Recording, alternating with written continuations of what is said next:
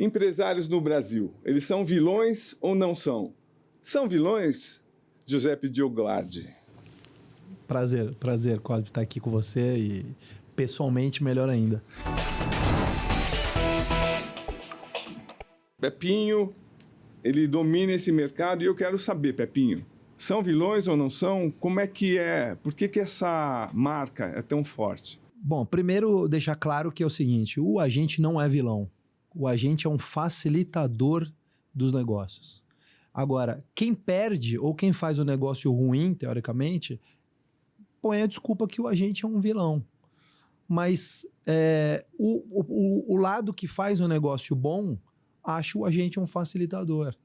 Eu acho que com o tempo foi mudando um pouco essa visão sobre os agentes. Eu acho que hoje está muito claro que é uma peça fundamental nessa engenharia toda. E, Pepinho, se eu estiver errado, você me corrija, mas eu acho que com o passar dos tempos, eu tenho 38 anos de carreira, houve uma seleção natural. Quem era picareta não ficou. Quem trabalha sério, é moderno e tem uma visão até administrativa acima, ficou. É isso ou não? Como é que você pode... Eu acho isso aí também. Eu acho que, na verdade, eu acho que com o passar dos anos, os agentes foram se adaptando às mudanças. Então, por exemplo, antigamente você tinha 2, 3 agentes. Depois você tinha 30 agentes. Depois você tinha 60. Você tem mais de 1.000. Você tem 3.000. Eu acho que à medida que foi ficando mais um mercado e foi aumentando esse mercado, o agente começou a ser mais exigido. E aí, quem prestava um melhor serviço ou se adaptava a esse mundo mais real, ia sobrevivendo. E, Pepinho, vamos pegar um jogador com talento espetacular que ele confiou a vida dele em você e acho que ele não tem o que reclamar. Ganso. Paulo Henrique Ganso. Conta a história, como é que você pegou o Ganso, o que você fez na vida do Ganso, me diz. Olha, o Paulo Henrique foi o seguinte, o Paulo ele tinha um contrato com uma agência. Quando isso, Pepinho, por favor? Na época do Santos.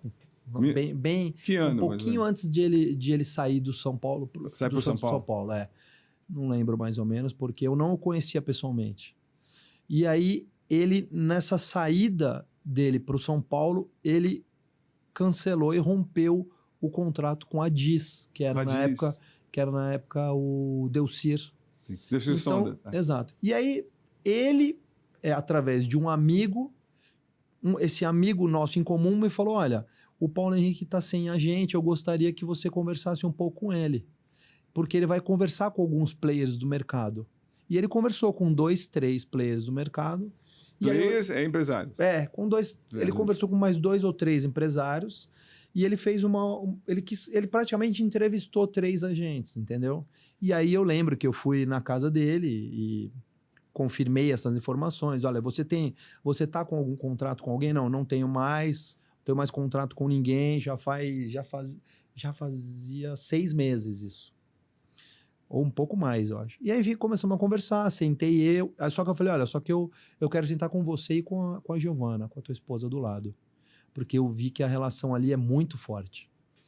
E realmente eles são, inclusive, são muito ligados até hoje, né? Tem uma família linda, realmente tudo que eu imaginei acabou acontecendo. E aí conversei com os dois e ali eu vi realmente, foi o primeiro lance que ele era um cara muito diferente. Por exemplo, ele falou, como é que funciona a operação do agente? Você ganha onde? Então explica aí, aproveita. Não, ele foi me perguntando, ele falou, olha só, eu falei, olha, pela regra, a gente ganha fazendo o agenciamento da tua vida. Então, tudo que eu fizer você ganhar, eu ganho um FII teu. Quer dizer, você pensa, quanto mais eu ganhar, mais ele ganha. Quanto mais ele quiser ganhar, ele vai ter que me fazer ganhar mais.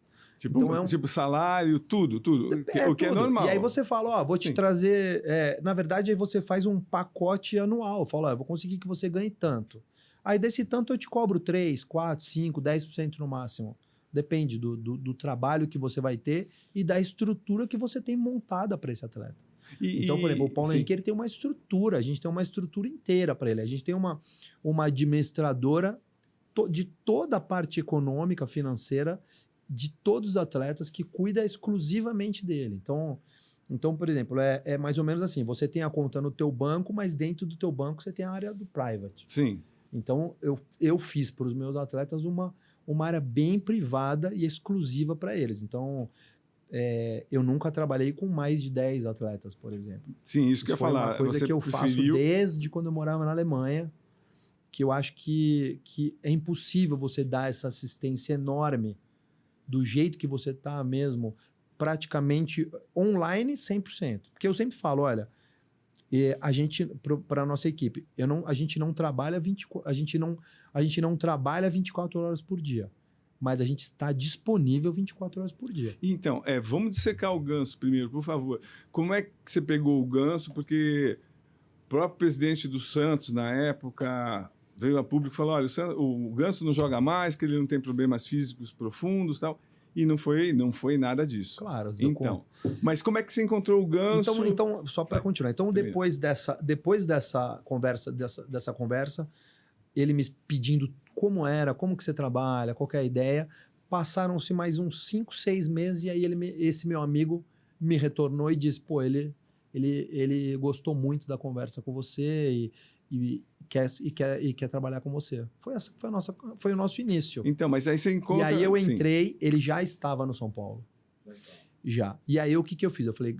E ele vivia um período no São Paulo que ele ainda não tinha se encaixado no campo, né?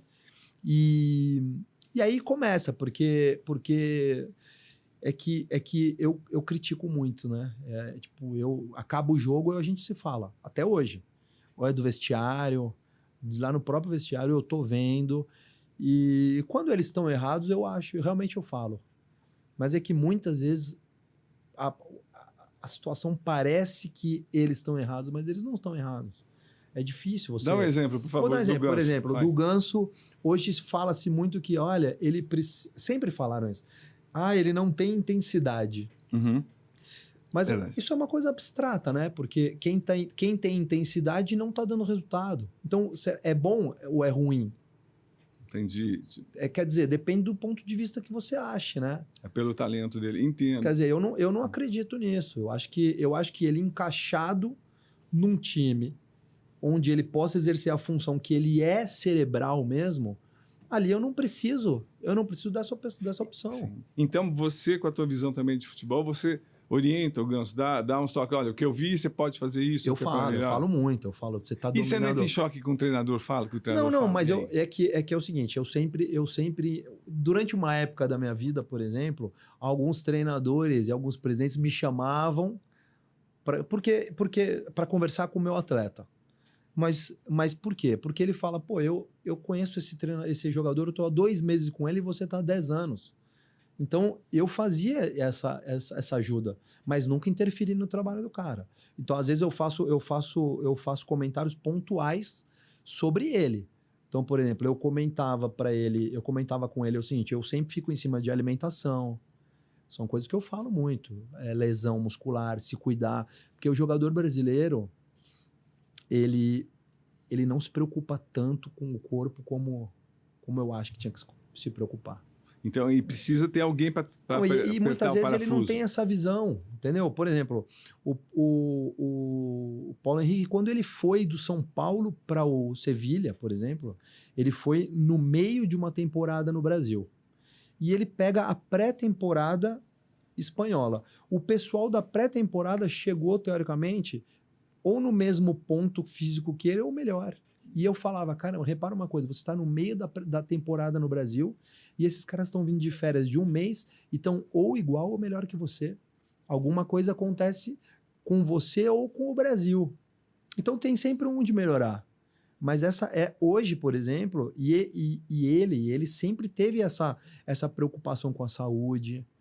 Ele sempre teve, mas isso é uma coisa do jogador brasileiro, que por exemplo, se você pegar o Cristiano Ronaldo, ele treina de manhã, mesmo que o clube não tenha treino à tarde, ele treina à tarde. Aí você vai aqui num clube aqui grande, o cara treina de manhã e à tarde ele dorme à tarde. Entendo. Quer dizer, é uma questão de cultura mesmo, que eu acho que agora vem mudando. Essas comissões técnicas estrangeiras chegaram para ajudar, eu acho, nesse quesito, nesse tipo de pensamento. E Pepinho, e quanto a gente, eu falo a gente, imprensa foi injusta com o Ganso? Porque ele tem um potencial espetacular, inclusive quando ele começou tinha mais que o Neymar até. O que aconteceu? Foi só o lado físico? O quanto a gente foi injusto? Eu acho que passa por isso, acho que passa pelo o que é bom para você ou o que é bonito para mim talvez não seja para você. Eu acho que no Paulo Henrique foi um pouco isso. Então, alguém disse, ele não joga na Europa. Alguém disse, ele não joga por causa disso. Porque as lesões... Caramba, ele já no São Paulo é um atleta de 40, 45 jogos por temporada. Agora é a mesma coisa. Quer dizer, se você olhar depois no final da carreira dele, é um dos que mais jogam. É um dos que tem menos lesões. E o quanto atrapalhou? Eu acho, na essa verdade, pressão da mídia. Jogador dos anos 60 que espera a bola no pé, toca do lado, não participa. Quanto atrapalhou? Eu acho que a mídia influenciou muito essas opções dos treinadores mas que você vê, no final de tudo, hoje é um momento diferente, né? Quer dizer, hoje você fala, quer dizer, todos os jogadores que te entregam. Se você imaginar, por exemplo, todos os jogadores da seleção brasileira hoje jogam em grandes clubes ou em grandes mercados, né? Talvez não em grandes clubes. Todos vão bem em seus clubes, teoricamente são protagonistas em seus clubes, mas eles não se encaixam na seleção. Verdade. Então, quer dizer, o que eles têm que o Paulo Henrique não tem, não é apenas a questão física ou a intensidade, o jogo é cerebral, né? É um jogo coletivo e cerebral. Então, mas quando ele foi injustiçado e tinha até menos idade, hoje também tem muita gente que defende a presença do Paulo na seleção brasileira, porque não tem um jogador com o talento dele, com a antevisão dele até. Mas o quanto foi difícil para ele esse período, sabendo que ele tinha condição de estar numa seleção brasileira, e aí ele vinha... Qual era a tua ação? Você agia como? O jogador, ele chega um momento na carreira que ele sente falta de uma transferência para a Europa. E quando eu comecei a trabalhar com ele, eu sentia que, por exemplo, ele já tinha, na época do Santos, tido uma proposta muito boa do Milan, e o clube tinha vetado. E o Paulo foi numa transação nacional enorme, foi uma transação de 10 milhões de euros de Santos para São Paulo. Quer dizer, o Brasil fez até então a maior transferência no mercado nacional. O Brasil já dava sinais de que seria um mercado forte, interno, né? E aí o que acontece? Chegou um momento que o Ganso recebeu uma proposta do Napoli, da Itália, e ali o São Paulo não queria, porque o presidente do São Paulo na época amava muito o Paulo Henrique, muito. Quem era o presidente na época? Era o Aidar. Na época. E o Aidar deu uma entrevista muito delicada, dizendo que não precisava do dinheiro da máfia italiana. Não lembro se vocês lembram disso na época. Sim, é verdade, tem razão. E ali foi uma situação complicada, delicada. Eu tive que ir até lá, tive que me desculpar, teoricamente. Porque para você era melhor ter ido para o Napoli? Não, na verdade, qual é a minha função? Minha função é botar as opções na mesa para ele e aí eu dou a minha ideia. Mas eu entendia na época que ele sentia essa vontade mesmo de morar fora.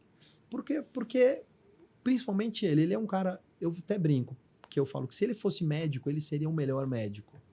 Se ele fosse um pintor, seria o melhor. Perfeccionista? Eu acho, é porque é muito talento mesmo. E o talento junto com a vontade ali, a vontade de melhorar, eu acho que essa mistura ela é explosiva. Então eu acho que dentro da cabeça dele faria melhor para ele sair do país e realmente viver na Europa, te atingir pensamentos europeus, ter acesso à cultura, coisa que depois ele volta diferente. Sim. Né? Então a família, o filho, ele tem uma filha nascida hoje em Sevilha. Foi uma experiência excelente, onde tudo que o Ganso transformou na volta faz parte desse momento que ele passou lá, que foram os momentos difíceis, né? Foi difícil também. São Paulo. Foi problema. Claro, imagina, ele vai para lá, ele tem um probleminha com o São Paulo, ele te deixa 3 meses Imagina, você estreia pelo Sevilha com um gol Verdade. e você fica 3 meses sem ir pro banco. Quer dizer, são coisas que depois o clube também entendeu. Qual foi o motivo da briga entre os dois? Não, eles tiveram um desentendimento que, na época, o Ganso, quando ele foi vendido do São Paulo pro Sevilha, o Ganso tinha ele tinha uma contratura muscular na coxa.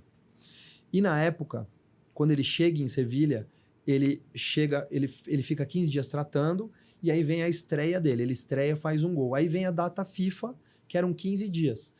E aí o São Paulo pediu para ele fazer um amistoso com o time C.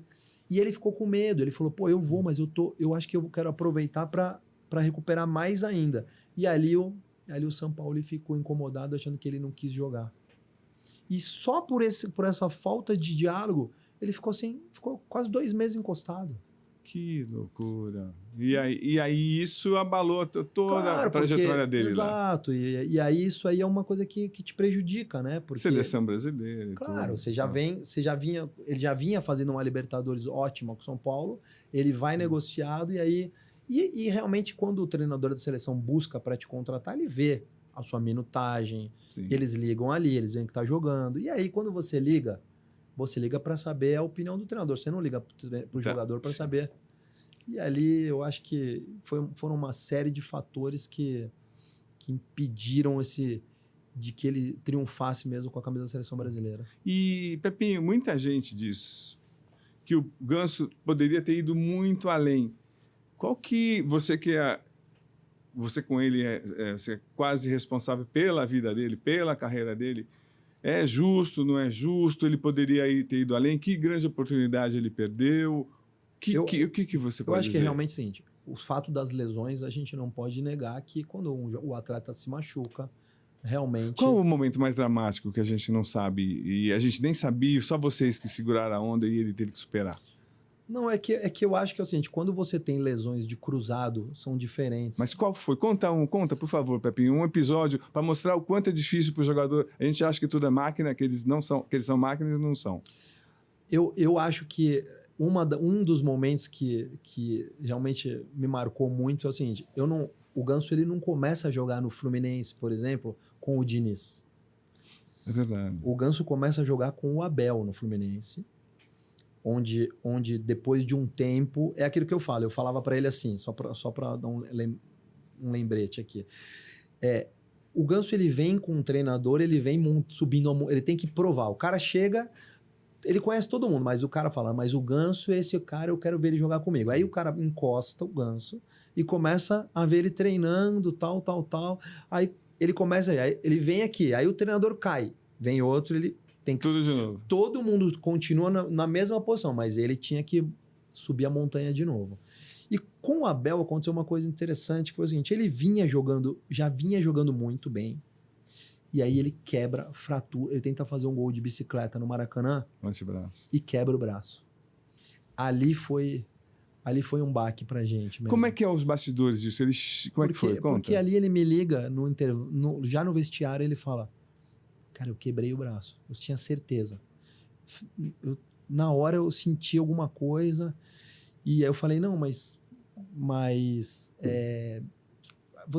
vamos esperar o exame, não sei o que, tal. Aí não deu outra. Faz o exame e vem com o braço quebrado e aí é 7 meses parado.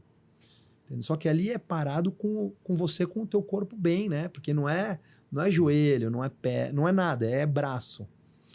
E ali ele sai de cena e as pessoas esquecem que ele já estava jogando muito.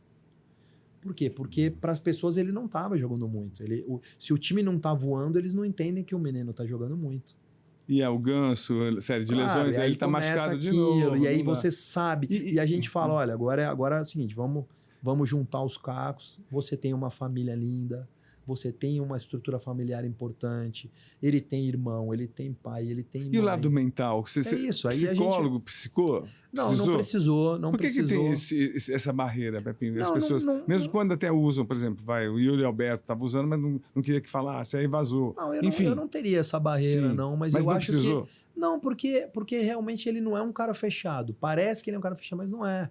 Ele é um cara que escuta. Então, Na verdade, não foi essa de ele entrou numa depressão, e não é Tá. nada disso, não foi isso. E- Mas eu acho que essa parte da família é muito importante, né? Ele tem uma família muito estruturada. Então, mas desculpa, eu acabei te cortando, mas você acha que o Ganso teve a carreira que mereceria ou que as pessoas esperavam? Se o Neymar arrebentou, ele pelo menos vai chegar, numa Champions League, Olha, o é que isso você que eu falo. pode analisar? Eu acho que são coisas que acontecem. A vida tá aí para ser Você jogada. escolheu Sevilha? Eu escolhi o Sevilha. Foi Por uma quê? escolha. Porque, na verdade, era o seguinte. A minha ideia era o seguinte. Na época, você tinha o Neymar no Barcelona. Você tinha o Real, o Barça, o Atlético e o Sevilha vinha com Que tinha um time forte. Exato. Então, o que eu pensei? Ele vai jogar muito bem aqui e vai chamar a atenção desses dois clubes aqui, que realmente não tem essa qualidade que ele tem. E o diretor, na época, era um diretor muito forte, chamado Monchi, um diretor muito, muito interessante.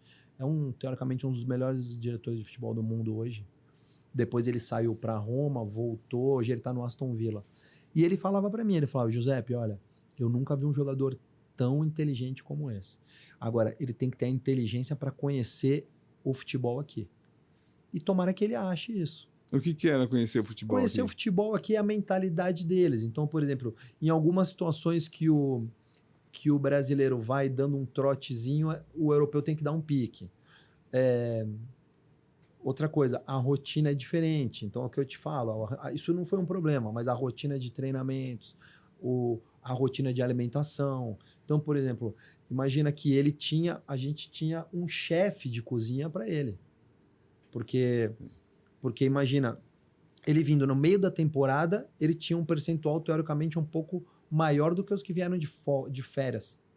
Então a gente tinha um chefe que ia na casa dele e fazia o almoço para ele e o jantar.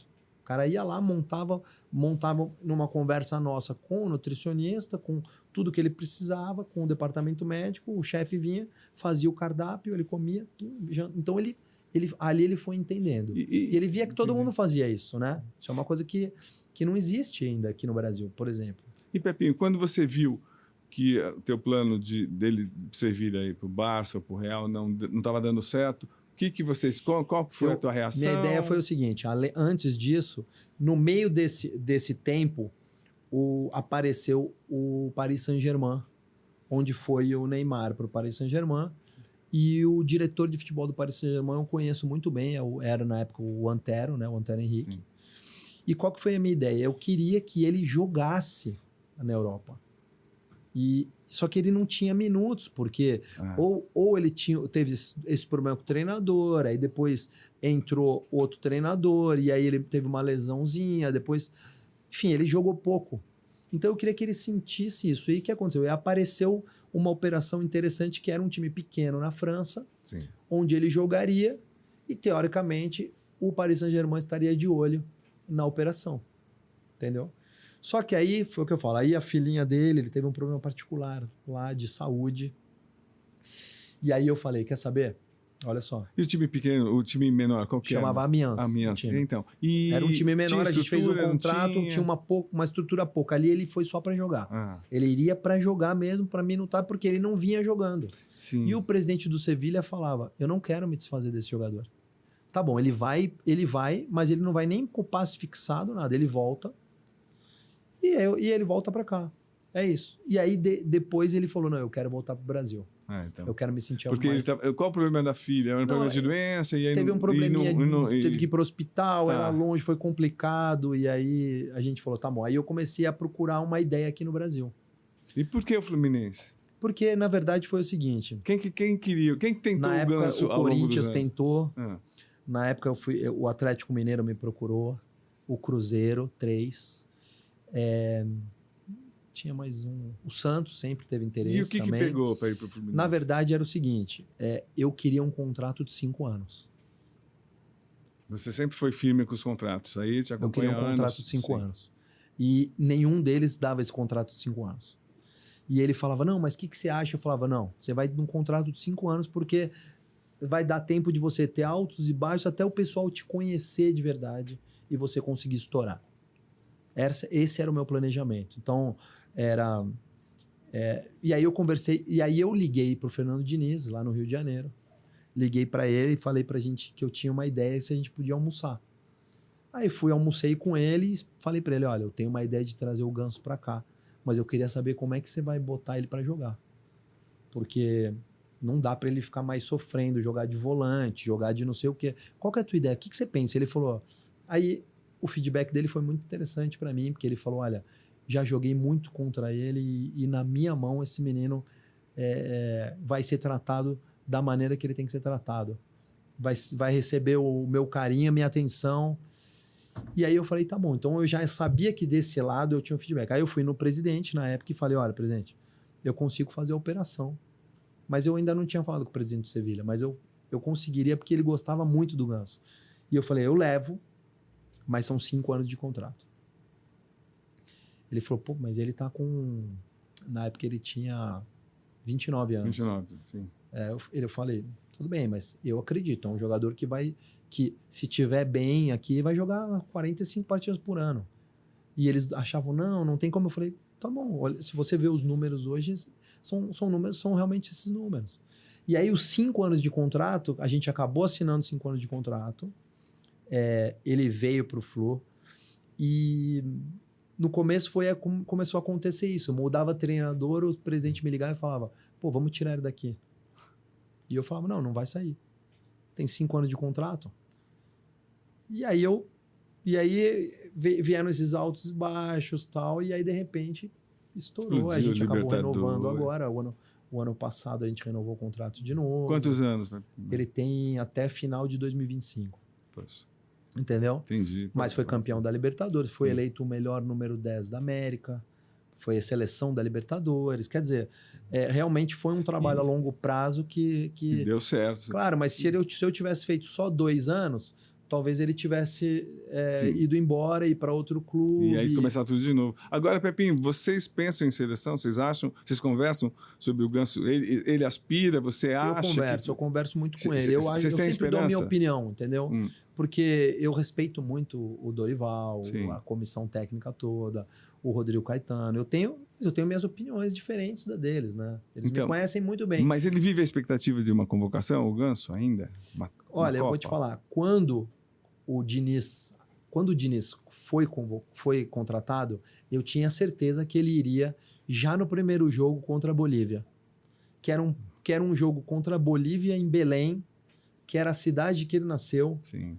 E ali eu acho que e o Diniz sempre disse que era o homem de confiança dele e vinha campeão da Libertadores. Eu acho que ali eu tinha esperança. E aí, não foi chamado Mas de não nenhuma foi vez? Mas não essa foi. esperança continua com o Ganso e com você? Olha, eu tenho uma esperança que eu levaria, né? E Eu o Ganso? levaria. E o Ganso, ele pensa o que disso? Cara, na verdade, minhas conversas com ele fala, o que acontecer, aconteceu. Entendeu? A gente não vê o Ganso. Então, isso. Mas é porque é difícil, você não vai encontrar um jogador hoje que vai ficar abrindo o Instagram falando, me convoca que eu sou melhor pode que fulano dizer, tal. meu sonho é voltar, meu sonho é Isso eu posso garantir, né? Claro que o sonho de todo atleta é jogar pela seleção brasileira. Porque se ele fala, tem um peso danado.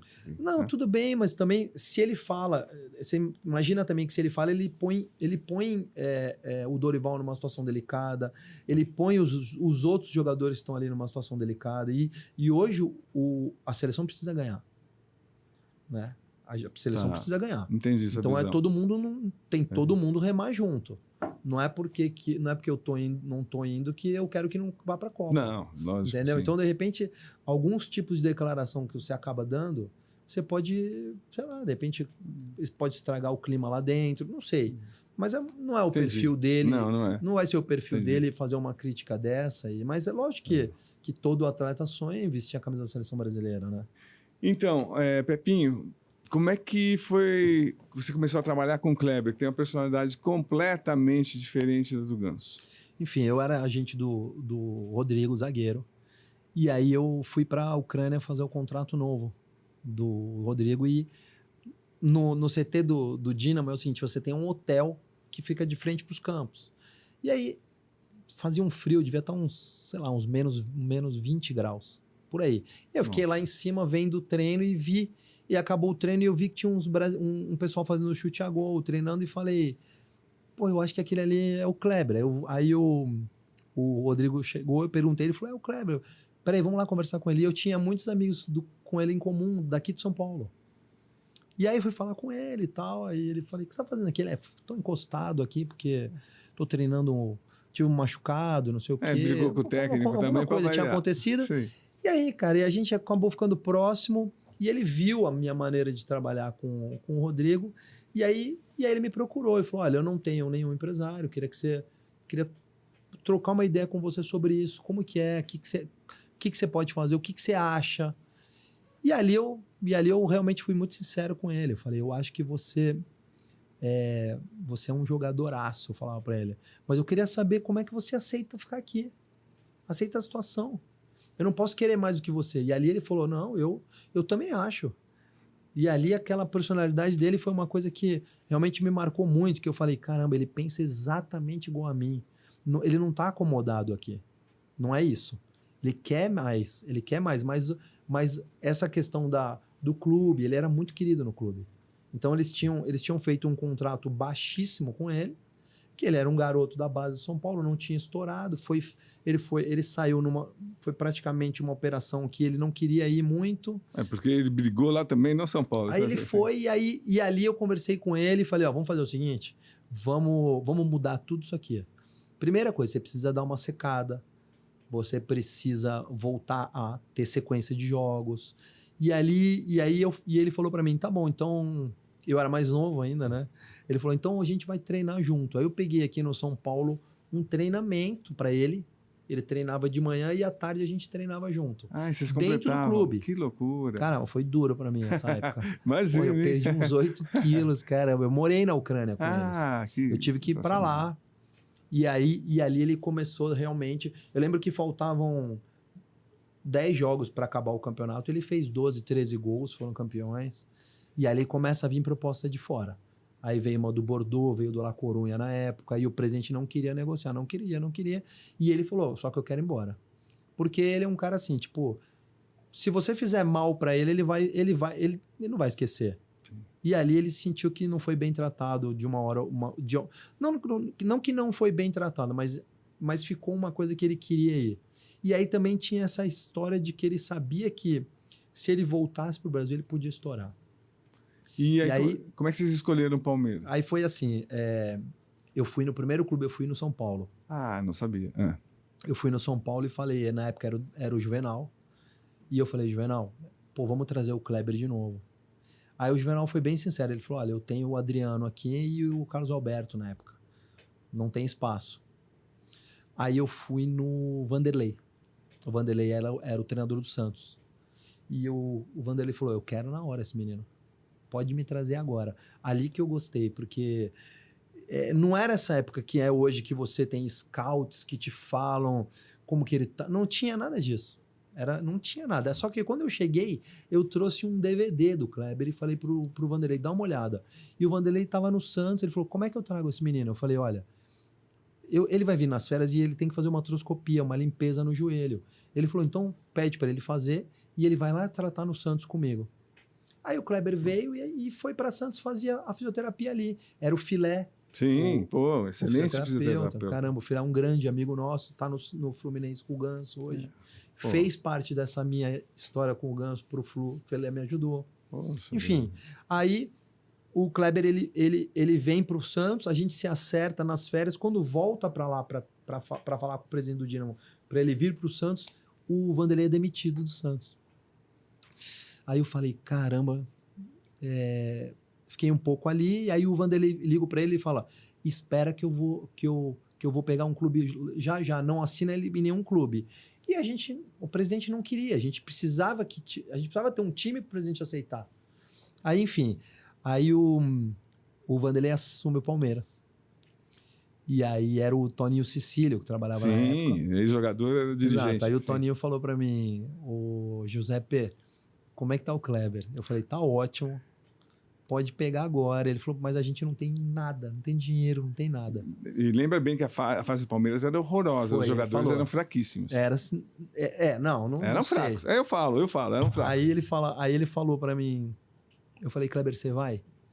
Ele falou, o que você acha? Eu falei, agora. Ali vai ser incrível para você. Eu acho que é a tua cara ali, eu falei.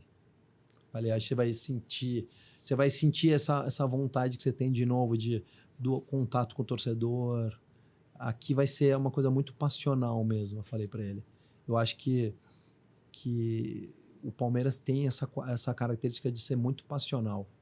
Muito, muito mesmo. E é uma coisa, um time de colônia, você vai ser abraçado ali. A parte das internas do clube tem uma coisa de fraternidade mesmo. Tem uma energia assim, né? Não sei se hoje ainda Sim. tem lá dentro isso, mas... Bom, enfim. Aí eu encontrei, o presidente era o Beluso na época. E aí ele falou, não tenho dinheiro para contratar. Ele falou isso, não tenho dinheiro para contratar o Kleber. E aí, na época, eu falei para ele, eu conversei com ele, e depois eu conversei com acho que é o Dr. Gilberto Tipulo, né? Sim, Tipulo. Mas enfim, aí a gente fez uma coisa que foi um risco para mim, que foi realmente onde eu acreditei, era o seguinte, o presidente falou, olha, eu só empresto o Kleber por 400, 500 mil dólares. Sim. E o Palmeiras não tinha. E o Palmeiras não tinha calendário. O Palmeiras jogaria a Copa do Brasil até o meio do ano, não era até o final do ano. E aí o Vanderlei falou, cara, olha, me traz ele aqui, é mesmo que vá para o meio do ano. Eu falei, mas ele falou, só que a gente não vai poder pagar. E aí eu fui no Palmeiras e falei, olha, vamos fazer o seguinte, eu pago. Você bancou? Eu banco. É o seguinte, em 6 meses, se vocês gostarem dele, eu quero o dobro. Mas se vocês não gostarem, eu perdi esse dinheiro.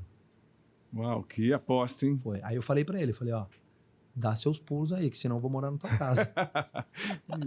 E deu hiper certo. Foi. Aconteceu que aí depois foi... No começo foi complicado, que ele teve uma lesãozinha, ficou de fora. E eu ligava no Vanderlei, eu falava, Vanderlei, você não vai botar o Kleber pra jogar?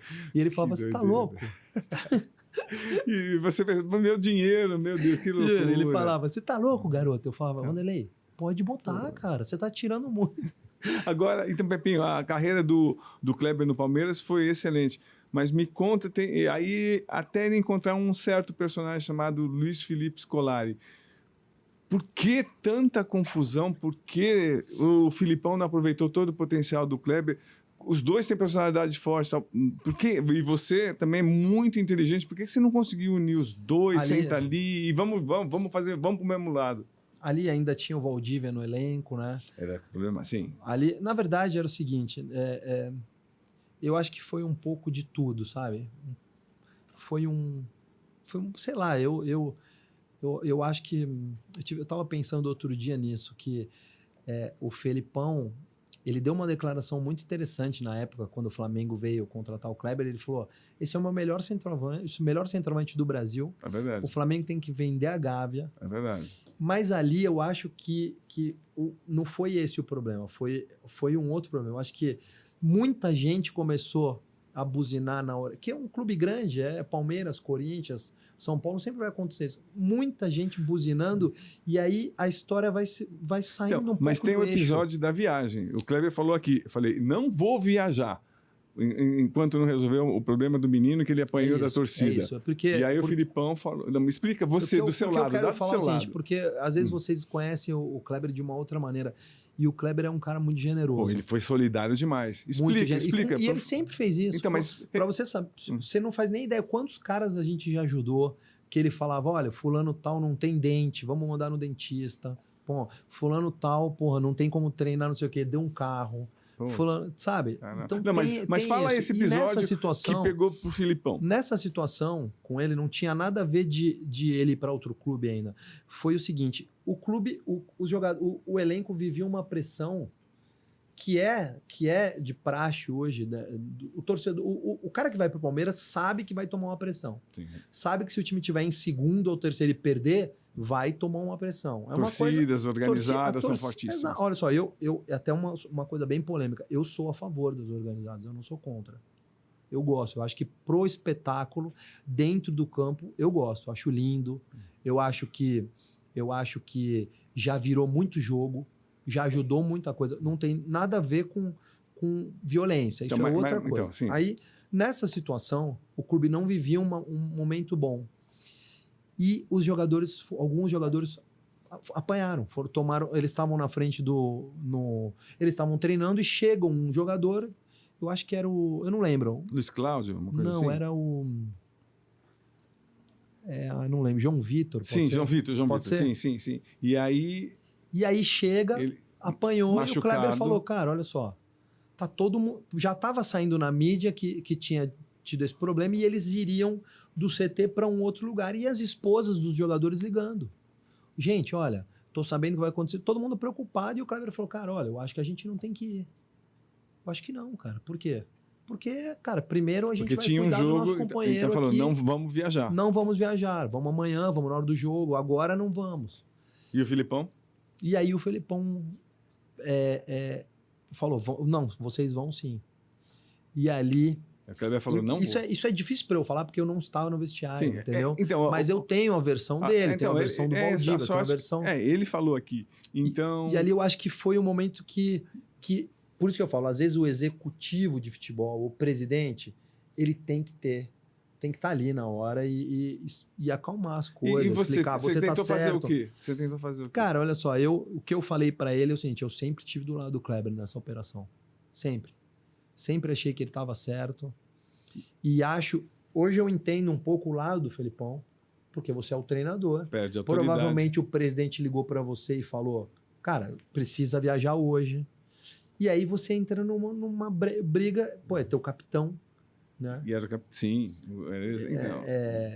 E era um dos caras com moral no elenco, mas ali eu acho que foi uma ruptura ali, começou ali, e o time vinha muito mal, né? Também Sim. era uma fase ruim. E teve consequências. E com o time né? mal, o Kleber recebendo proposta para sair. Entendeu? Era uma coisa que... Por isso que eu falo, eu acho que hoje faltou um pouco de traquejo.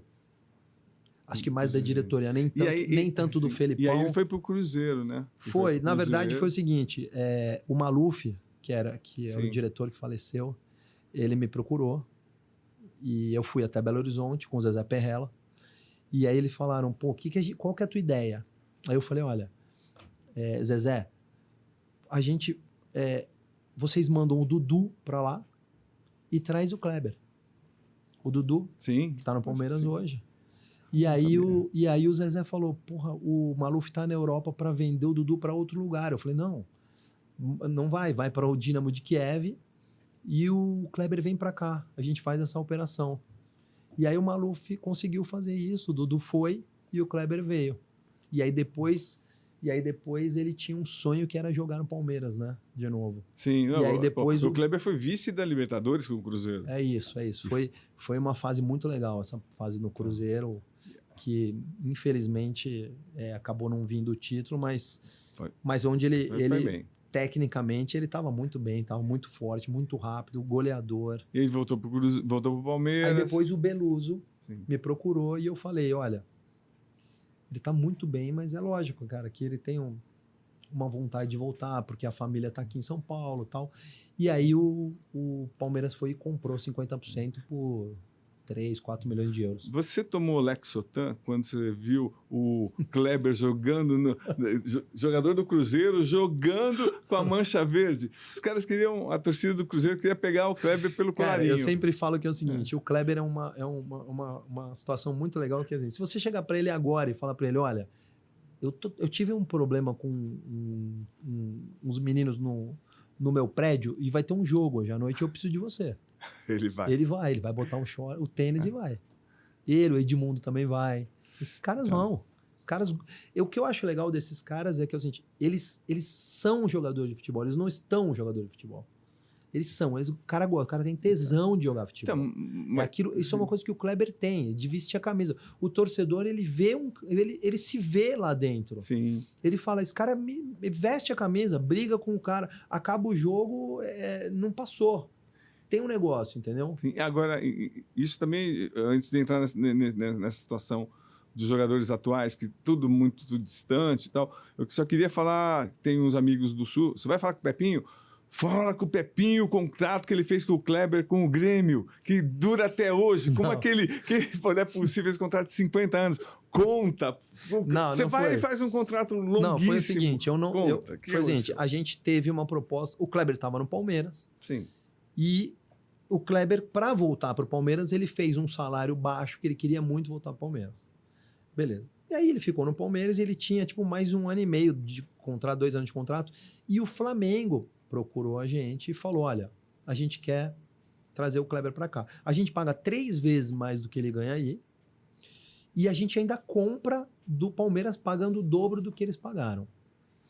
E aí eu falei, olha, tudo bem, mas, cara, você viu, o Felipão, todo mundo falou que vocês que não tem dinheiro. Não, mas a gente dá uma garantia da nossa fornecedora, que era a Nike paga. Beleza. Aí o Kleber não queria ir. Não queria ir. Aí eu sentei com o presidente, falei, presidente, olha, a gente tá falando do teu capitão, teu melhor jogador hoje aqui, ele quer ficar. Vamos fazer o seguinte, vamos já fazer um contrato dele de 5 anos, de mais 5. Minha ideia era que ele ficasse 5 anos no Palmeiras, virasse diretor de futebol do Palmeiras depois, presidente se quiser, sei lá. Sim. A minha ideia é porque... E você dá segurança pro jogador também. Não, e vida. outra, ele era muito feliz ali. O cara era muito feliz ali dentro. E o que o presidente falou? O presidente falou, não sei, vou ver... Deu uma pedalada, entendeu? E ali ele falou, ele ficou chateado com aquilo, porque ele falou, olha, na verdade, eu não esperava isso. Eu esperava que ele falasse antes, não, peraí, vem aqui que eu quero ficar com você. Pô, não precisamos nem aumentar o salário, fica aqui. A gente esperou uma aprovação. Na verdade, o que ele ficou incomodado foi que o presidente falou, não, segunda-feira a gente vê isso. Chegou na segunda-feira, ele nem tocou no assunto. Na sexta, foi empurrando. Era o Tirone na época. Não, o Tirone... E aí o Tirone na época também ficou um pouco... Porque, na verdade, eu até entendo, quando você tem um treinador tão grande no teu clube, te engessa, né? Então, o Felipão era muito ídolo no clube, né? E aí o Felipão falou, eu quero esse jogador, eu quero que fique. E aí, é o que eu falo, de novo, às vezes a diretoria não tem esse traquejo para resolver uma situação dessa. E aí começou um problema com o Flamengo, o Kleber estava machucado. E o Flamengo falava, não, e aí começou, não, ele tem que jogar a 7ª partida. E ele não estava jogando porque ele estava machucado. O Kleber nunca deixou de jogar. E achavam que ele não estava jogando de propósito. Achavam. Aí ele pegou, a gente foi fazer um exame. A gente foi no Einstein fazer um exame para mostrar. Eu lembro, isso foi um escândalo. Falou, só tá aqui. Sim. Tá aqui, ó, tá aqui o machucado. Saiu no jornal, tudo. A gente fez o exame. Enfim. E aí, o que aconteceu? Aí depois veio o Grêmio, me procura e fala, ó, a gente ia assinar o Ronaldinho Gaúcho. Ele veio aqui, botou as caixas de som. Eu nem sabia isso. Sim. Botou as caixas de som, brindamos, não sei o quê, e ele apareceu lá no Flamengo. A gente quer contratar o Kleber. Aí eu falei, não, calma, olha, então é o seguinte, vamos fazer entre os clubes, vamos fazer tudo certinho, porque deu muita confusão aqui com o Flamengo.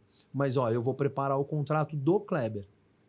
Tá bom, aí eu preparei o contrato. 5 anos. Falei, são 5 anos de contrato. Porque eu sempre tive essa minha ideia que eles têm que ter essa estabilidade. Sim, se tem uma coisa na vida que o jogador não tem, é a estabilidade. Então eu tento, de alguma maneira, mitigar esse risco das lesões, esse risco do treinador, por isso que da má fase. Entendo. Isso é uma ideia minha, entendeu? Eu falo, pô, olha só, hoje você está tranquilo quanto a isso. Você tem hoje 5 anos que você vai receber isso aqui. Você vai receber. Agora, é daqui para cima, de contrato. Mas Cosme, olha só, tem uma coisa que você sente muito quando você está perto do atleta, são as lesões. Porque acaba com você. Você fala, cara... Impede de jogar. Mas aí o Grêmio... Só uma desculpa. E é crítico, porque você sabe o tempo que você fica parado. Que você fica fora, entendeu? Você vê, o Neymar ficou 1 ano parado. Não, é terrível. Imagina a cabeça dele 1 ano sem jogar futebol. Entendeu?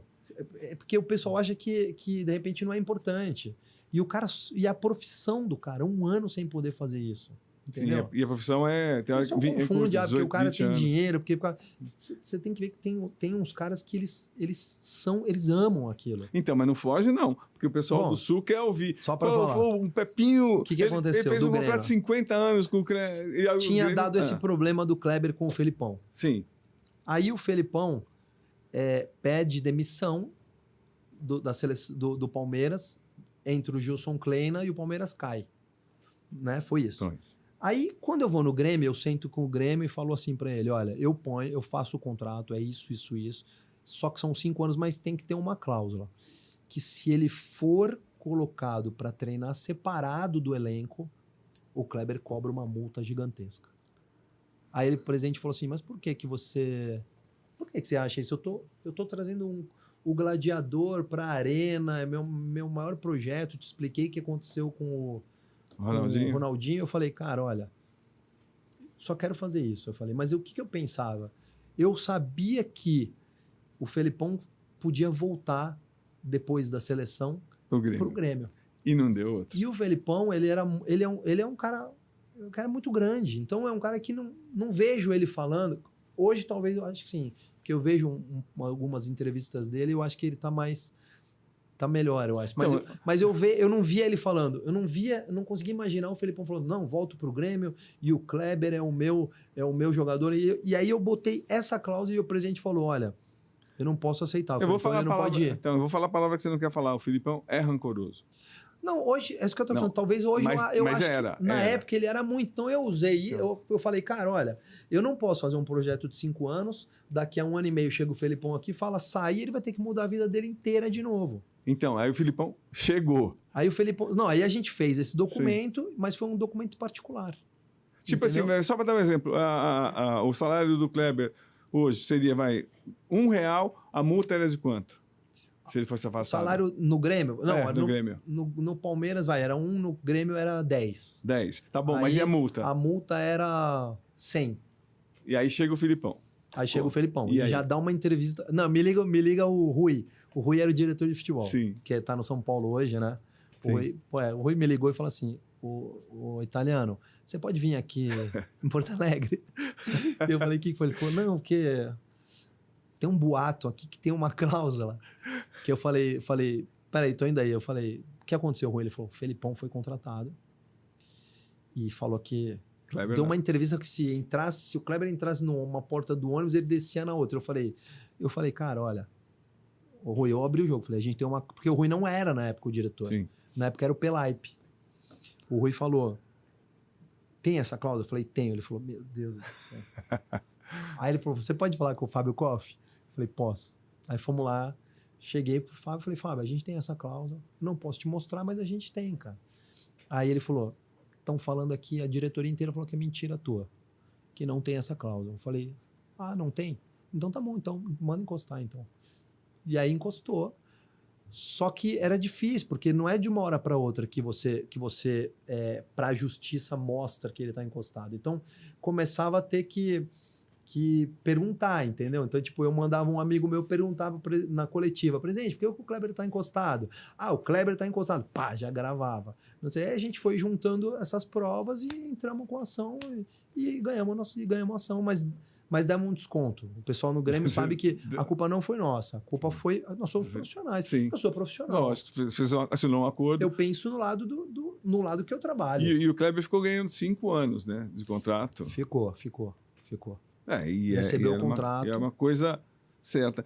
Uma coisa, assinou. Agora, Pepinho, você vê muita mudança no comportamento. Por exemplo, hoje você tem Murilo, você tem Robson.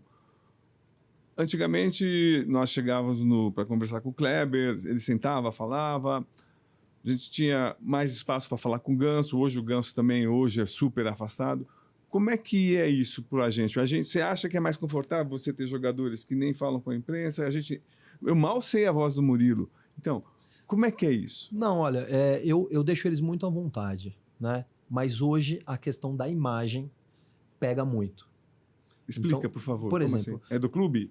Não, é porque é o seguinte, hoje, por exemplo, você tem alguns atletas que, por exemplo, o Murilo hoje vou dar um outro exemplo, o Fernando Praz, né? Tá. O Praz era um cara, porra, é um fenômeno o Praz, né? De tudo. Sim. De tudo. Ele tem a imagem limpa. Impecável. Não tem uma escorregada. Sim. Entendeu? Então, por exemplo, e olha que ele não tem desde... Quer dizer, hoje não tem mais espaço, no meu entendimento, para esse jogador que tá na balada, que tá Não tem mais esse espaço. Primeiro porque ele não vai conseguir te dar um gol por jogo mais. Antes os jogadores corriam 8, 9 quilômetros. Hoje os caras batem 14, 15 quilômetros por partida. De 3 em 3 dias. Se o cara não dormir, não se alimentar, ele não vai fazer isso. Então, mas eles não estão num casulo? Eles falam que a culpa até dos agentes. Por exemplo, hoje marcar uma entrevista com o Ganso é quase impossível. Marcar com o Murilo, impossível. Com o Kleber, eu ia esperar o final do treino, puxava o Kleber pela mão. Vem cá, me dá uma exclusiva aqui. Essa relação não é mais humana, virou uma coisa... Pode ser, mas qual que é a culpa dos agentes? Qual que é a sua culpa, por exemplo? Na verdade, o que eu acho que é o seguinte, hoje você tem um contrato de imagem que te dá várias rescisões contratuais. Então você sabe que ali é um perigo. Da entrevista? Não é nem da entrevista, pode ser na entrevista, mas na mídia social, nas atitudes do cara. De repente você está evitando uma série de problemas se não é uma coisa bem calculada, eu acho. Então, porque eu te dou um exemplo, assim, a gente vai cobrir a seleção brasileira, as últimas 8 Copas eu fui, e assim, eu vejo o afastamento, a gente não consegue mais chegar perto, então não tem um relacionamento, não é humano, vira quase até uma coisa de confronto. Você não vai falar? Tá bom, você não vai falar, mas o seu empresário ou alguém vai falar, a matéria vai sair. E aí fica uma coisa ruim, entendeu? Eu não sei qual é a ação a sua ação. Os atletas que eu represento eu acho que eles são próximos do torcedor, são humanizados, principalmente dos atuais, entendeu? Só se for por mídia social. Eu acho que sim. Porque, olha, de imprensa, o Ganso, você não vê a entrevista dele uma vez a cada 100 anos. Mas é que ele nunca... É uma coisa dele, isso é uma coisa dele mesmo, entendeu? Realmente é uma coisa dele. O Murilo também está afastado. Deu uma pro Benjamin... Nevermore. Mas é que quando eu trouxe o Murilo pro Brasil, ele ficou 5 dias aqui, ou 10. Aí dos 10 dias que ele tá aqui, ele fica 5 passeando. Não, mas o que eu quero saber... o que é importante? É importante para você esse contato com a imprensa ou não é do jogador? Eu gosto, eu acho importante. Eu acho que... Porque, na verdade, o jogador não está tendo contato com a imprensa. Sim, ele está passando pela imprensa e tendo contato com o torcedor. É assim que eu entendo. Então, como é a coletiva de imprensa dos treinadores. O treinador ou alguém está falando depois do jogo para o torcedor como que foi, entendeu? Porque ninguém ia saber que o Kleber tinha personalidade forte, todo identificado com o Palmeiras, se não fosse, talvez os veículos dele falando. Então. Não, isso eu gosto. Eu gosto que os meus atletas conversem com a mídia. Na verdade, é que eu entendo, é só um mecanismo para falar com o torcedor. E agora, Pepinho, você... Eu tenho informações fortes que você foi sondado para trabalhar como executivo do Palmeiras, foi sondado agora no começo do ano para trabalhar no Corinthians, teve sondagem antiga para trabalhar no Sevilha. Por esse seu jeito mesmo de representar bem, tem uma visão moderna do futebol, de organização, e você vê esse caminho para você, porque você trabalha com poucos atletas. Hoje é muito fácil, se você quiser, até passar seus atletas para alguém, ou enfim... Ou como é que você vê essas sondagens? Por que acontece? Porque é um mercado novo e as pessoas, tem muita gente despreparada com um cargo importantíssimo nos clubes. Olha, hoje eu faço praticamente uma consultoria para alguns clubes, né? Como assim? Explica, por favor. Eles me perguntam, por exemplo, você pode montar um sistema para a gente aqui na tua ideia, como é lá fora de contratação? Ou que a gente possa diminuir os nossos riscos de errar na contratação? Ou como que você acha que a gente pode aumentar as nossas receitas as extraordinárias? Não as ordinárias, as extraordinárias. Como assim? As extras. Então, por exemplo, você tem receita da TV, essas que são fixas, mas as novas... Então, o que a gente pode criar para ter novas, entendeu? Então, hoje realmente eu faço isso para alguns clubes fora. Dá um exemplo, Pepinho, que for mais simples. Por exemplo, um clube lá fora me procurou porque ele falava que as contratações estavam dando erradas. Por alguma razão, estavam sempre dando erradas e o time estava muito perto da zona do rebaixamento e os jogadores tinham características muito parecidas, ou eram do mesmo agente, tal. Aí eu fui lá, né? Eu tenho uma relação muito boa com eles e montei uma estrutura para mudar um pouco isso. E aí começou a dar muito resultado e o time melhorou, chegou em cima, foram feitas 3, 4 operações. Só que é delicado, porque na verdade, Cosme, o futebol ele é humanas, né? Ele não é exatas. Sim, você não Então, tem a garantia de não nada. é uma fórmula que você põe aqui.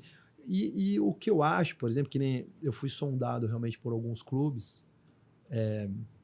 Sondado não, você teve o convite pro Corinthians, você não quis. Sim, mas tudo bem, pode falar, vai falar na sua linguagem. Enfim, não sei, eu nunca realmente aceitei essa operação, Por mas quê? porque eu acho que o clube realmente no Brasil ainda não está preparado para essa operação, eu acho. Eu acho que Mas eu não entendi essa operação. por exemplo, que vou dar um operação? exemplo. Os agentes, por exemplo, o agente brasileiro é muito bom.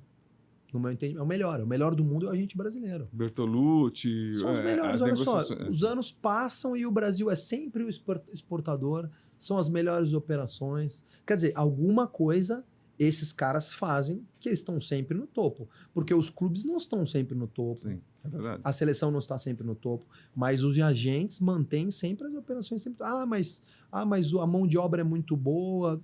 Mas na Argentina também a mão de obra é boa. Em Portugal a mão de obra é boa.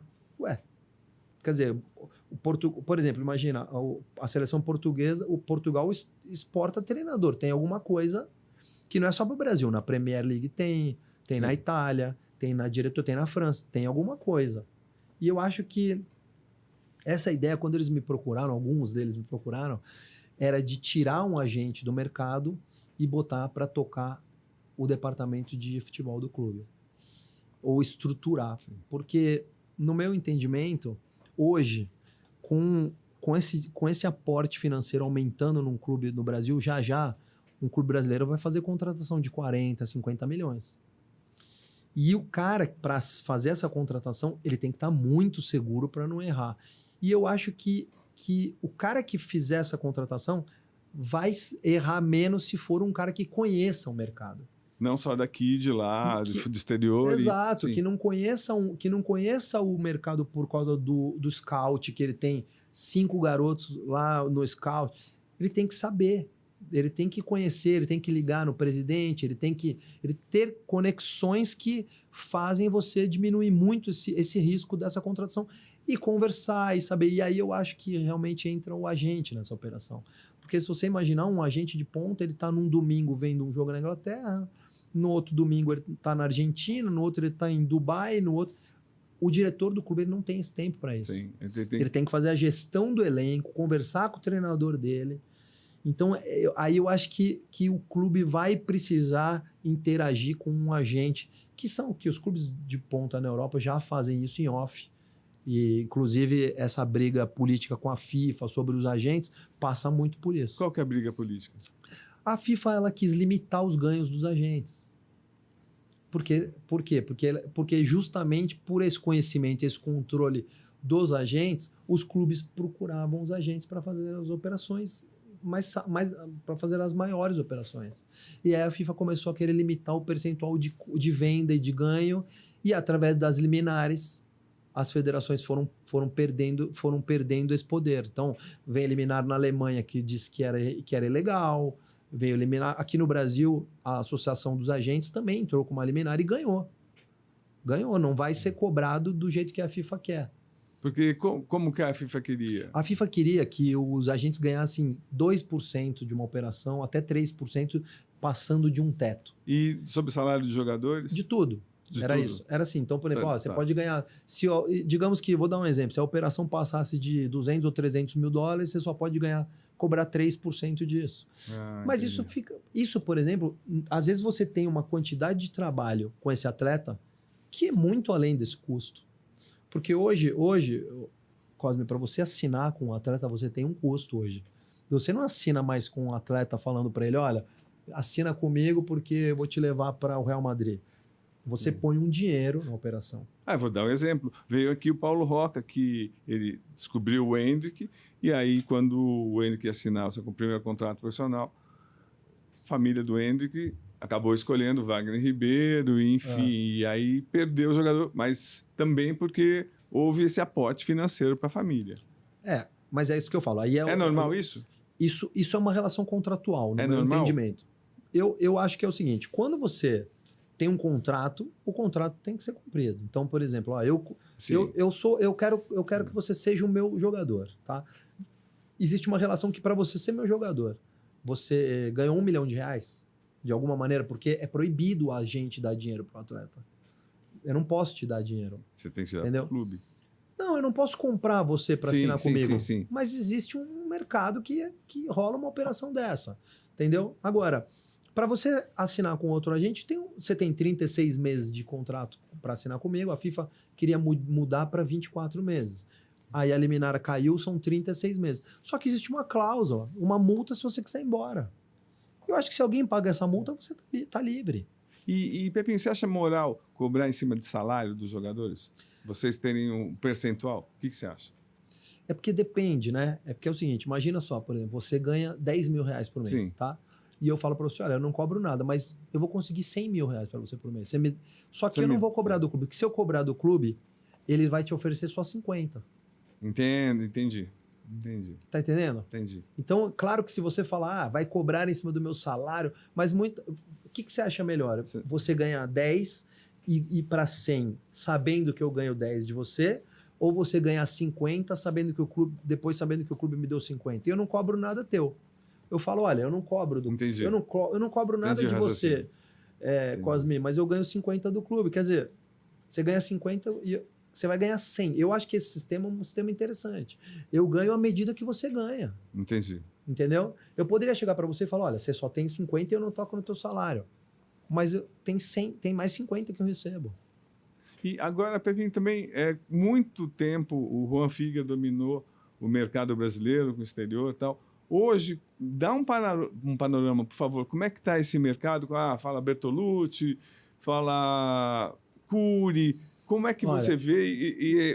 Você disse assim, no começo da entrevista que hoje tem 10, você deu um exemplo assim, falando, temos 10 mil agentes, mas quais são os principais? Como é que está funcionando o mercado de verdade? Hoje eu acho que o número de agentes é em torno de 3 mil por aí, eu acho. 3 mil agentes? Tenho que confirmar. Mas, enfim, sobre o seu Juan Figueiredo, é o seguinte, ele era um fenômeno, esse cara, né? Por quê? Porque era o seguinte, era um negócio que era muito no fio do bigode e na confiança. Então, por exemplo, você não tinha mídia social, você não tinha nada. Então, imagina, ele viajava até lá e falava, traz esse. Aí o cara dava... Era uma coisa que aqueles caras... Sem internet, esse cara foi o número 1 mesmo. Hoje seria... Sim. ia ser incrível conversar com um cara desse hoje, né? Infelizmente,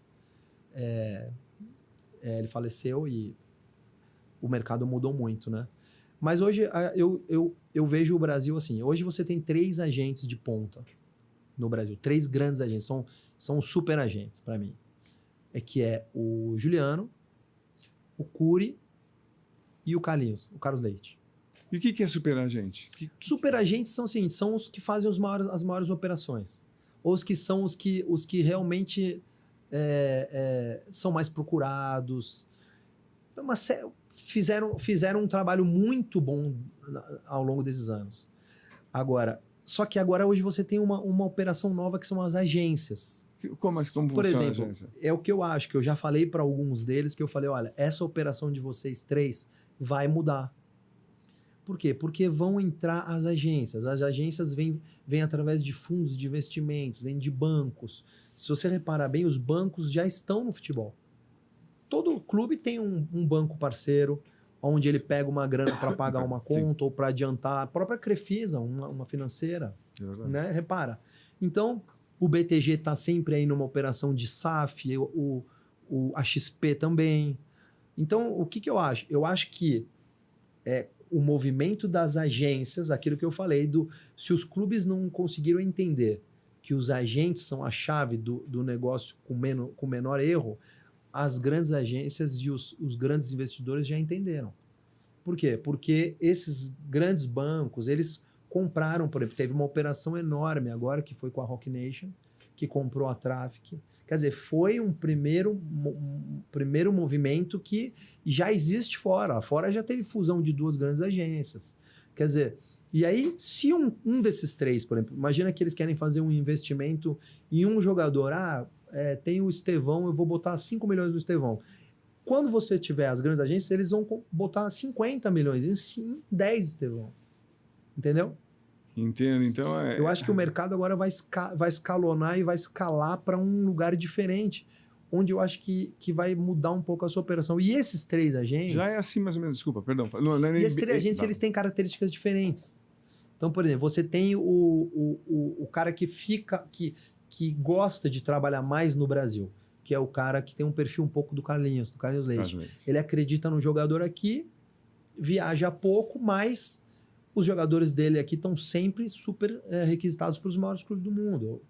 Você já tem o Juliano, que vive praticamente fora. Bertolucci, sim. Vive fora do Brasil. É verdade. Eu fiquei o mês inteiro passado em Londres, no ano passado ele estava em Londres o mês inteiro também. Quer dizer, e você tem o Curi, que é um pouco os dois. Entendeu? Então, hoje em dia, o jogador escolhe. É que o jogador, hoje em dia, ele não quer só o dinheiro para assinar com um grande agente. Ele quer depois, ele quer uma proposta, ele quer saber para onde ele vai. E essa parte da gestão da carreira, esses 3, eles fazem de maneiras diferentes, mas não é uma gestão de excelência. Entendeu? Entendi. Não é. É porque eles são muito fortes em outras coisas. E aí eu acho que as agências vão chegar unindo todos esses pontos. Vai ter a gestão da carreira, o hospitality, a família, as operações fora, a grana. Eu acho que esse mercado que é as SAFs para os clubes, esse mercado dos investidores, das agências, vai a médio prazo vai conquistar o lugar dos agentes. Porque na NBA e no futebol americano já é assim, né? Então, eu acho que é isso, né? Já pode chegar mesmo aqui no Brasil. Agora, vamos lá para o folclore. Muita gente diz, olha, tal jogador, o Carlos Leite, vou dar um exemplo claro. O Carlos Leite é muito ligado ao Corinthians, já emprestou dinheiro, já... É uma coisa aceitável na tua visão como agente, um agente emprestar dinheiro para o clube, até para contratar jogador desse mesmo agente? Como é que você vê esse quadro? Eu acho aceitável. Aceitável? Porque é o seguinte, é importante você entender o seguinte. Imagina que você é o presidente do clube e você já foi em 10 lugares pedir dinheiro para contratar um jogador que a torcida quer esse jogador, ou que o teu treinador pediu. E você não tem mais para quem recorrer. Aí você vai pedir para alguém, porque às vezes você pede para o agente, você pede para um outro investidor que não tem nada a ver com futebol. Tá cheio de exemplos pipocando hoje aí de jogar. Olha, fulano tal é empresário do ramo de não sei o que, emprestou um dinheiro. É cantor sertanejo. Quer dizer, às vezes é melhor você emprestar com alguém que tenha a operação especializada nesse negócio. Mas é ético, você acha? Por exemplo, você vai emprestar dinheiro para contratar um jogador seu? Cara, mas é porque é o seguinte, imagina, que eu falo de novo sobre os clubes e as SAFs, por exemplo. Eu vivo do clube. O clube não pode morrer. Eu tenho que ajudar o clube. Teoricamente, eu empresto a uma taxa menor que o banco. É o que eu falo, é aquele negócio de você ver o agente como vilão. Sim. Ou como facilitador. Mas você já emprestou mesmo? Já emprestei dinheiro para clube. Mas para contratar jogador seu? Não, para jogador meu eu nunca emprestei, mas eu emprestaria se fosse para ajudar o clube. Inclusive, muitas vezes você, por exemplo, muita dessa dívida dos clubes com os agentes são de vezes que o cara liga, olha, eu preciso pagar o salário amanhã. Eu não tenho a folha, se eu for no banco não vai me dar, o meu time vai cair. O cara vem e põe. Mas o cara não põe a taxa maior do que a do banco, o cara põe a menor.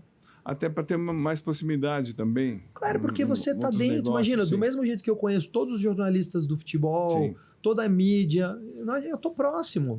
É um meio que você trabalha. E não adianta também, às vezes, eu acho, também sonhar com um mundo ideal. Porque esse é o mundo real. Quando o dirigente vai lá pedindo, aí... Na verdade, você tem uma relação boa já com o cara, entendeu? Muitas vezes vira teu amigo, o cara vem pedindo um favor. Só que aí você, peraí, você não vai emprestar de graça, mas você fala, olha, às vezes o cara empresta com uma taxa ridícula. Então, mas aí, muitas vezes, a cobrança, você está emprestando, mas você vai também colocar uns 2, 3 jogadores nesse clube. Não, mas aí eu acho que aí eu acho que já é um outro negócio. Aí eu acho que aí é o presidente, existe uma conversa, falando, olha, mas isso eu não posso aceitar. Por quê? Porque não vai ser uma coisa boa para mim.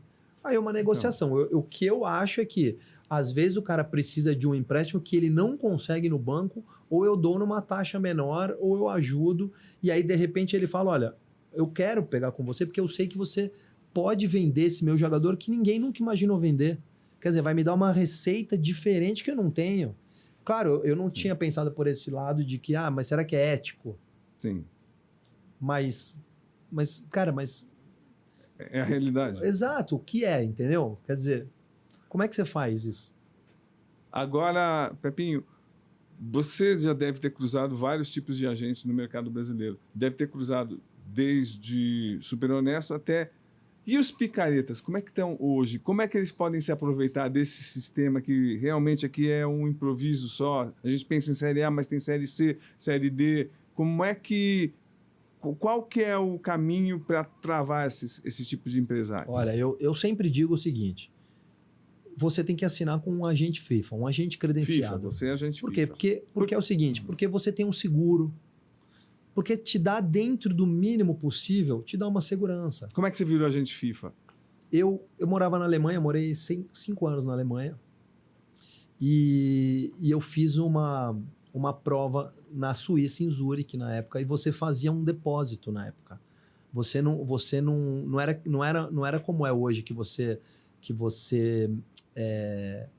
como que fala? Que você faz uma prova aqui no Brasil, tal. Você fazia um depósito na época de um FII de 100 mil francos. E aí quando você não... Por quê? Porque isso já existiam esses problemas na época de processo. Então se você pisasse na bola, eles pegavam esse dinheiro. E aí depois eu vim para o Brasil e fiz uma prova no Brasil na época. Faz uns 20 anos, 15 anos. E aí você passei na prova e você paga um seguro, você põe quais são os jogadores que são registrados em teu nome, que você é responsável. Então não é uma coisa assim, você pega um celular, põe no bolso e sai vira empresário de jogador.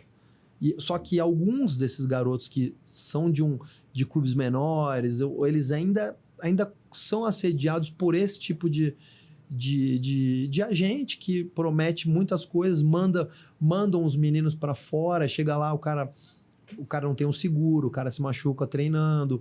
Isso eu acho que cada vez menos tem acontecido. Isso que eu recomendo sempre quando alguém me fala, olha, meu filho apareceu uma proposta, eu falo, me dá a proposta que eu vou ver. Quem é o agente? O agente credenciado? Não vai. Não vai. Não vai. Não vai porque você não vai estar seguro. E outra, hoje o Brasil é muito mais vitrine do que 95% desses outros lugares. Então, quer dizer, joga aqui que você vai se dar bem. É o que eu falo para eles. Eu falo, cara, aqui a Liga Brasileira é muito forte. Paga muito bem. Não é desculpa para você, vou sair daqui e vou jogar. Não, joga aqui. Porque, Pepinho, você está tocando num ponto que sempre me chamou a atenção. Eu chamei já o Wagner Ribeiro várias vezes, o homem de 101 almas. Como é que ele vai cuidar de 101 jogadores? É impossível. Eu até falei isso para ele, que a gente ficou e ele falou, olha, realmente é muito difícil. Esse contato, essa sua opção de ter poucos jogadores, é porque é uma responsabilidade gigantesca você cuidar da vida de uma pessoa. Eu acho. Isso é uma coisa mais minha, né? Porque às vezes tem alguns agentes que trabalham com uma maneira maior, tem 10, 15 caras que trabalham para eles, tal, delegam muito, e eu não sou uma coisa minha mesmo.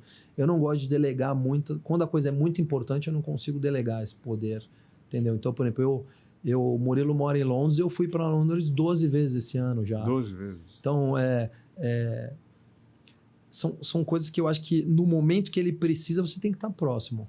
Você pode até não estar próximo fisicamente, mas você tem que estar ali sabendo. Aquilo que eu falei, você não trabalha 24 horas por dia, mas você está à disposição 24 horas por dia, online ali. Online, você tem que estar com o seu jurídico aqui no gatilho, você tem que estar com o cara da mídia social no gatilho, logo depois do jogo, que não adianta. Você trabalha de domingo, que é o dia do jogo do cara. Domingo é o dia importante. Tem lesão, você tem que estar ali, você tem que estar perto. Hoje em dia, o relacionamento com o meu tratamento hoje, da minha empresa, mudou muito. Hoje o meu relacionamento com os presidentes dos clubes é muito mais frequente do que era 10, 15 anos atrás. Por quê? Porque antes era uma coisa mais distante, hoje virou muito mais profissional. É isso que eu acho. Eu acho que Hoje, por exemplo, eu devo almoçar durante a semana, eu almoço 2, 3 vezes com os atletas, o resto é 2, 3 vezes ou jantar com presidente de clube. Entendi. Entendeu? Porque hoje virou uma operação financeira, muito parecida com uma operação financeira. Muito profissional, muito frio também, muito objetivo, então, né? É isso, e eu tento, à medida do possível, estar sempre perto. E, pô, eu critico, né, cara? Eu dou uma cornetada. Ô, Pepinho, ó, ficaria com você 8 horas, mas vamos para as 3 últimas perguntas. O Murilo, jogador com potencial absurdo, que eu acho, do Corinthians, acabou indo para um time sem muita perspectiva na Inglaterra. Por que isso? Como é que você vê o futuro dele? Olha, o Murilo é realmente uma grande aposta que eu dificilmente vi nesses últimos tempos, né? É um zagueiro canhoto, então se zagueiro canhoto, se for mais ou menos já tá bom. Ele não, esse cara ele joga em 3, 4 posições. Hoje em dia, por exemplo, você vê uma mudança de sistema na Europa, onde eles jogam numa linha de 5 ou numa linha de 3, onde o lateral esquerdo é um zagueiro canhoto que vira volante, que vira meia, como estava fazendo praticamente o Calafiori no Arsenal. Eu acho que o Murilo hoje é um jogador chave para qualquer equipe. Mas eu acho que ele está no clube certo? Eu não participei dessa operação. Então explica, não, por ele favor. me procurou, ele já estava no Nottingham. Uhum. Ele foi vendido, mas ele me falou, ele falou, ô Pepe, eu queria muito, eu queria jogar na Premier League. Então é o que eu falo, às vezes você põe a sua opinião, 3, 4 opiniões, mas ele tem que tomar a decisão dele. Porque na hora de que ele tá na neve, no frio, é ele ali, cara. Mas ele não é prejudicado, por exemplo, em convocações? Então, mas é o que eu falo, depende de como as pessoas enxergam o futebol, entendeu? Eu sou a favor, realmente, eu acho que o Brasil, por exemplo, tem 20 times aqui que podem ter jogadores convocados. Agora, ele foi para um mercado. Hoje ele joga na liga mais importante do mundo. Quer dizer, eu não sei se hoje nessa operação, eu faria uma operação dessa. Talvez eu esperasse um pouco e apostasse um pouco mais nele jogando no Corinthians e depois. Mas a vontade do atleta tem que prevalecer. Eu tenho que falar a minha opinião, mas a vontade dele tem que prevalecer. Entendeu? A segunda pergunta, como é que você vê o seu futuro? O que você quer com esse conhecimento que você tem com os dirigentes de clubes, com essa visão absolutamente comercial?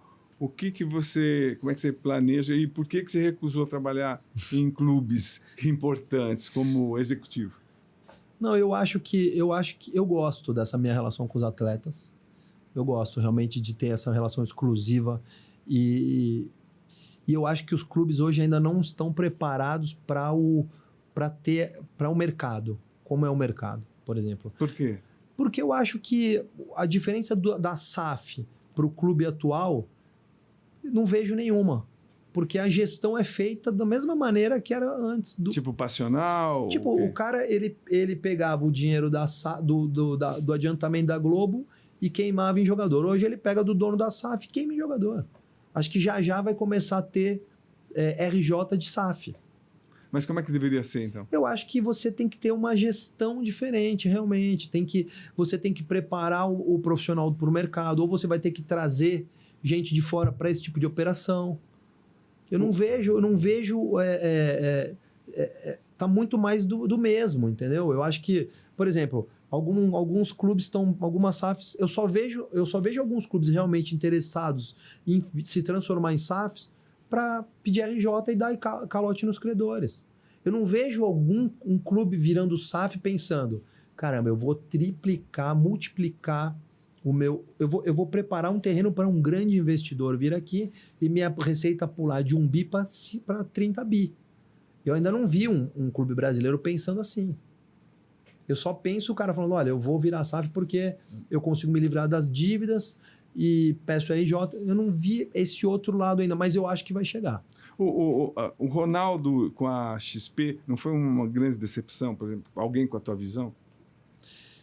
É que eu sou suspeito para falar, porque o Ronaldo, para mim, é uma... Eu acho que se ele toca a varinha ali, vira ouro em tudo. Então, mas não virou? Mas eu acho que é o seguinte, ele fez uma operação interessante para ele e para o Cruzeiro.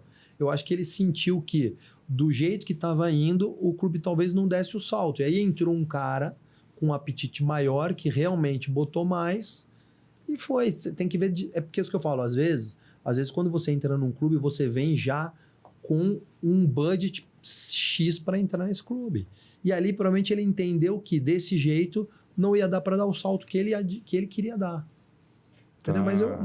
Mas no fim, eu acho que é o que eu te falo, eu não vejo ainda o clube brasileiro preocupado em se tornar SAF para atingir o céu é o limite. Eu não vi isso ainda. Que é a ideia do clube europeu, e de repente, abrir capital na bolsa. Você nunca viu essa conversa sobre isso. Você pensa só, vou virar SAF para parar de dever isso. Porque é difícil, né? Você tem as contas bloqueadas diariamente, te inviabiliza o clube. Então, eu queria que um clube virasse SAF, pensando em realmente estourar aqui. Eu acho que no meu entendimento, eu acho que o Paulo Nobre foi um pouco esse cara no Palmeiras. Entendeu? Foi o cara que meio que vislumbrou que ia ter um mundo diferente se ele estendesse a dívida. Eu achei que foi o embrião de um mundo novo aí. Pô, perfeito. E a última pergunta, assim, dividindo em duas partes. A primeira é como é que a gente fala sobre os agentes do futebol brasileiro, todo mundo desconfiado dos agentes. Olha, será que sim, será que não? Essa pecha assim, que muitos até criaram ao longo dos anos, te incomodou, te incomoda, ou hoje você pode falar que os grandes agentes são absolutamente honestos e estão à prova? Olha, por quê? Eu posso falar por mim, né? Sim. Claro. Mas isso já te incomodou? Você fala que agente de futebol? Não, porque assim, quando alguém fala, pô, todo jornalista é idiota, não te incomoda? Sim, Porra, óbvio, sim. Né? Claro que é o que eu falo, aqui a gente, pô, é o que eu te falei, é humanas, não é exatas. Então, às vezes, você acaba pecando por algumas atitudes que você faz, mas o pessoal não compreende. Eu não posso falar muito pelos outros, mas eu entrei nessa profissão para suprir aquilo que eu não tive. Então, no fundo é um acompanhamento realmente, ter alguém que você possa confiar do teu lado, que realmente está com você na hora que você está mal. Porque na hora que você está mal, some todo mundo, em todo lugar assim. Mal que eu falo é quando você está num momento ruim, ou como você, às vezes, o jogador, às vezes, ele não se sente mais bom. Ele tem... Cara, é duro. Imagina, num dia você tá no céu, num dia você perde um pênalti num jogo, num intervalo. Porque você foi jogador? Eu joguei em clubes pequenos, eu tive a lesão, eu tive essa vida, eu vivi do futebol com clubes pequenos e me faltou realmente o amparo em momentos decisivos. O meu pai é médico, não era do futebol, Sim. Por mais que ele entenda muito de futebol, a minha mãe é professora, a minha irmã não tem nada a ver com o futebol, então eu tentei dar para eles aquilo que me faltou, entendeu? Então, nesse cenário, assim, não é horrível? A última pergunta, juro que a última pergunta, como é que você pode conviver com um campeonato sendo manipulado pelo Caio Ribeiro? Eu quero que você fale isso aqui agora. Como é que você vai jogar no Pinheiros com o Caio fazendo as falcatruas dele? Agora é o seguinte, eu tive que mudar de clube, de time. A gente jogava num time 30 anos, ele falou, olha, agora a gente vai ficar 2 anos num outro clube, num outro time. Eu tive que ir lá, o pessoal do meu outro time tá louco comigo. Eu falei, olha, briga com o Caio, mas eu tive que seguir, né? Eu sou fiel, tive que ir com o cara. Oh, meu Deus. Pô, Pepinho, muito obrigado por ter vindo aqui. Os seus esclarecimentos foram perfeitos. Para mim, foi excelente. Obrigado. Espero que você precisar de mim aí, dar uma visão um pouco mais humanizada dos agentes. Maravilha.